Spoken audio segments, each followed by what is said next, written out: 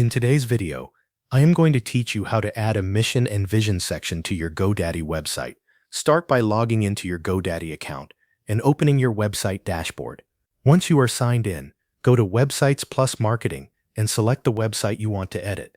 This will take you to the management area for that site. Next, click Edit Website or Edit Site to open the GoDaddy Website Builder. After the editor loads, go to the page where you want to place your mission and vision section. This could be your home page, an About page, or any other page where you want visitors to see it. Scroll down to the exact location where you want the new section to appear. In between your existing sections, click the Add Section button. This will open the section library, where you can browse different layout options for your page. Look through the available section categories and choose either Content or About.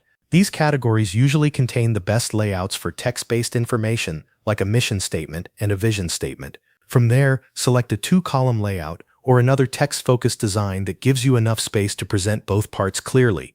Click Add to place the section onto your page.